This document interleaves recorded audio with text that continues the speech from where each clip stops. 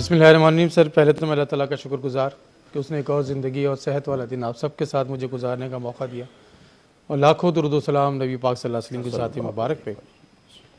Sir, topic तो बेहतरीन, शानदार और हमेशा की तरह से हम सब का इम्पॉर्टेंट टॉपिक, हमारे घर की बात की जाती है।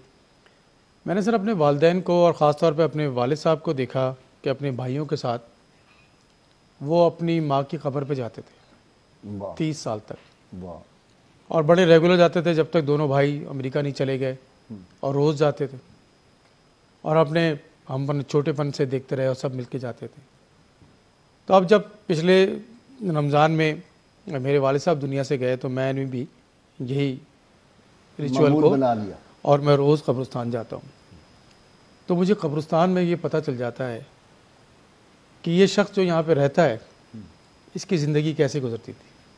वो कब्र बताती है कि क्या इसकी ज़िंदगी ऐसी थी कि इसके घर वाले इसका ख्याल रखते थे या ये घर वालों का ख्याल रखता था।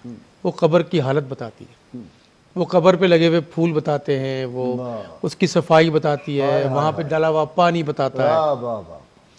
और मैं सर रोज़ ये मुझे पता चल जाता है सुभान अल्लाह सुभान कि कई खबरें मैंने सर ऐसी देखी कि जहाँ पे रोज़ गुलाब के फूल होते हैं।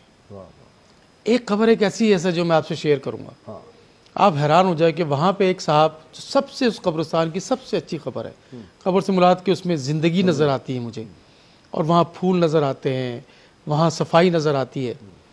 वहाँ पे एक साहब आते हैं जो वहाँ एक मोबाइल फ़ोन रख के जो है ना वो दुआ पढ़ रहे होते हैं। तो एक दफ़ा मैंने उनको मुतवज्जो करने की कोशिश की तो उन्होंने मुझे जवाब नहीं दिया। तो मेरे ड्राइवर ने मुझसे कहा कि सर ये गूंगा बहरा है। अल्लाह, कि सर गूंगा बहरा है। तो मैंने थोड़ा सा मालूम किया उनके बारे में, तो वो उसने दुआ की ऐसे करके, तो पता चला कि वो सामने अपनी बहन को वीडियो में, कहीं दूसरे में मुल्क में बहन है, अच्छा। और वो यहाँ बैठ के वो बहन पढ़ रही होती है, अच्छा। और वो साथ में ऐसे करके खड़ा होता है और रोज, और कब्र ऐसी जैसे, तो जिंदगी में वो माँ बाप का कितना ख्याल रखते होंगे सर। वाह वाह वाह वाह। तो वो जिंदगी में अपने माँ बाप का कैसे ख्याल रखता हूँ।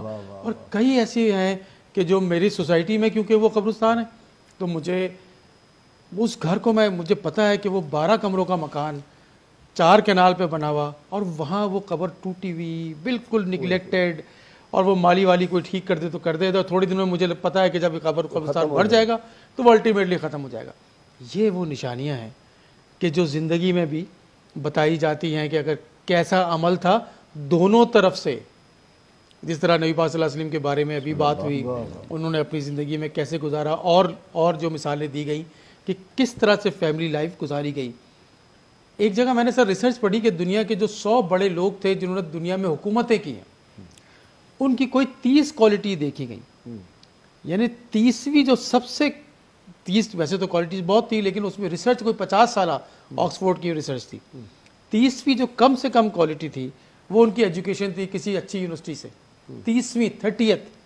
और जो दूसरे नंबर की क्वालिटी थी वो हैरान करने वाली बात थी, वो ख़ानदानी लोग थे, वो फैमिली पर्सन थे दूसरे नंबर पे। यानी जितने बड़े लोग गुजरे हैं कि जिन्होंने दुनिया पे कंट्रोल किया है, तरक्कियां की हैं, नाम कमाया है, उनकी क्वालिटीज़ में दूसरे नंबर पे आता है कि वो ख़ानदानी थे। वो ख़ानदान माने जमा शादी से पहले वालिदैन और उनके साथ उनके रवैये, और उनके वालिदैन के रवैये उनके साथ, और शादी के बाद मियाँ के शौहर की बीवी के साथ और बच्चों के साथ। तो इसका मतलब है कि दीन दुनिया की दोनों तरक्कियाँ जो हैं उसका डायरेक्टली ताल्लुक़ जो है ना वो घर के रवैयों के साथ है कि कैसे आपके रवैये हैं। अच्छा, जो लोग आप हमेशा ये हम सुनते आते हैं कि हर कामयाब आदमी के पीछे एक औरत का हाथ है, और अब तो मतलब एक कामयाब औरत के पीछे एक मर्द का हाथ है। तो ये कहने वाली बात ही नहीं, अमलन होते हुए हमने देखा है कि लोग जो है वो अगर अच्छे रिलेशंस होंगे तो वो सेल्फ सुकून से बाहर जाएगा, तो वो कोई अच्छी परफॉर्मेंस सुकून से जाएगा सर। घर से ही जाते हुए सुबह ऐसी तैसी फिर के गई। मैं सर नेचुरली, आप तो इसी फील्ड के आदमी हैं, जस्टिस रहे हैं माशाल्लाह, अल्लाह ताला ने इतनी इज्जत दी है। मुझे मौका मिला एकेडमीज़ में, जुडिशल एकेडमी में, सिविल सर्विस एकेडमी में और मुख्तलिफ यूनिवर्सिटीज़ में कुछ मेंटल हेल्थ पे बात करने का। तो पता ये चला कि घर से ही जब निकलते हैं कोई फ़ैसले करने हैं, बड़े बड़े फ़ैसले करने हैं, तो स्ट्रेसेस मिलना शुरू हो जाते हैं। तो स्ट्रेस में जब तो जाता है, स्ट्रेस में जाएंगे तो आप जिंदगी इसको के भी फांसी, उसको भी फांसी। आपने उसकी ऐसी तैसी फेंक देनी है बेचारे जो क्लाइंट है वहां पे जाके। तो हर जिंदगी के मामलात में इसी तरह से, इसलिए रसूलुल्लाह सल्लल्लाहु अलैहि वसल्लम ने फरमाया कि काजी जब गुस्से की हालत में फैसला ना करे। हाँ आप देखिए कितनी बड़ी बात है, कैसी कितनी कैसी ये हर जज जो अदालत है उसके पीछे लिखा होना चाहिए काजी गुस्से में फैसला कर। यहाँ तो ये होता है जब गुस्सा बहुत चढ़ जाता है कहते हैं मैं ऐसी तैसी करके रखा। अच्छा सर, मैंने आपकी बड़ी खूबसूरत बात की। मैं क्योंकि इस सिस्टम में रहता हूँ और बिहेवियर से हमारा ताल्लुक है। तो मैंने देखा कि जहाँ पे जो मियाँ बीवी एक दूसरे को क्वालिटी टाइम देते हैं, क्वांटिटी टाइम नहीं सर, क्वालिटी टाइम जब देते हैं कि जब वो इंतज़ार करते हैं, वही नबी पाक सल्लल्लाहु अलैहि वसल्लम की हदीस की, जब आओ तो वो तुम्हारी कपड़े ऐसे हों, शक्ल सूरत ऐसी हो कि उसको अच्छा लगे, इतनी खतरनाक हालत में अगर मुलाकात होगी। इराक में इराक का कल्चर है ना डॉक्टर साहब, बड़ा ज़बरदस्त सर, ये बताएं ज़रूर। वहाँ जब सुबह के वक्त खामद जाता है तो बेगम बाकायदा उसके हाथ को बोसा देती है, उसकी पेशानी को बोसा देकर उसको दरवाजे बाहर तक छोड़ के उसको रुखसत करती है दुआओं के साथ। जब उसने आना होता है वहाँ दफ्तर 6 बजे सुबह लग जाते हैं, ठीक है, और वो 1 बजे छुट्टी हो जाती है। बेहतरीन बात है। 1 बजे जब उसने आना होता है तो वो पूरी तरह तैयार होकर दुल्हन बांध के दरवाजे के ऊपर खड़ी होती है, उसको रिसीव करती है स्माइल के साथ।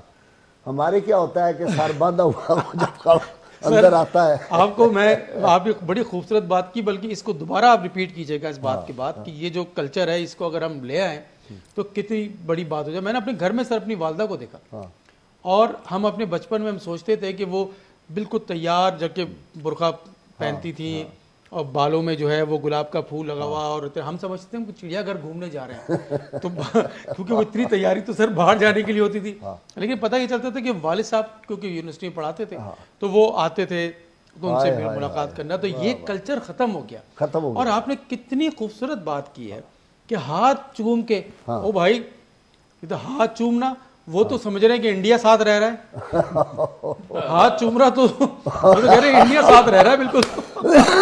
वाह वाह कि वो तो आप ये सोचिए, वो आपकी बहन कहती होती है कि छिक्का मार दिया शाहजी।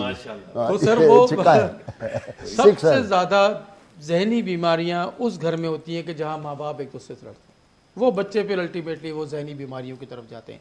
इसीलिए रिक्वेस्ट करती है अगर तो लड़ाई करनी है तो शादी ना करें प्लीज। अगर ये लड़ाइयाँ मुसीबतें डालें, उन बच्चों का क्या कसूर है कि वो फिर बाद में जिंदगी उनकी मिजरेबल गुजरती है जिनके वालिदैन ऐसे होते हैं। और बहुत टिपिकल 2 बीमारियां, स्किज़ोफ्रेनिया, बाइपोलर, इतनी खतरनाक बीमारी कि ये पूरी जिंदगी और पूरा खानदान तबाह कर देती है। उसमें मेन वजह जीन्स तो है ही, लेकिन मेन वजह वो माँ बाप की आपस में कॉन्फ्लिक्ट और घर में जो कॉन्फ्लिक्ट आगे चलता है। बाइपोलर बिल्कुल सर, खानदान दर खानदान चलता है। तो ये कितनी खतरनाक बात है। तो हुस्न सलूक, मैंने एक केस आपसे मैं डिस्कस करूं। मैं एक फैमिली को जानता था कि वो हमेशा मुझे कंप्लेन करें आके कि मेरी अम्मी ऐसी है, मेरी अम्मी ऐसी है, मैं उन पर इतने पैसे खर्च कर रहा हूँ, इतने टेस्ट करा रहा हूँ। तो मैंने उनसे कहा कि भाई आप दोनों भाई जो हैं वो आप जाके अपनी माँ के सिर्फ पैर दबाना शुरू कर, 10-15 मिनट पैर दबाना शुरू कर। 1 महीने के बाद मेरे पास आइएगा, दवाएं बंद कर दे सारी। आप यकीन करें सर कि वो वालदा खड़ी हो गई, वो बच्चों की जिंदगियां बदल गई, उनके रिस्क बेहतर हो गए। छोटा सा अमल है कि वालिदैन चाहते हैं कि उनकी इज्जत की जाए, जो बीवी चाहती है कि शौहर इज्जत करे, जो शौहर चाहता है कि बीवी इज्जत करे, बच्चे चाहते हैं कि उनको इज्जत मिले, वो इज्जत देना शुरू कर दें घर वालों से।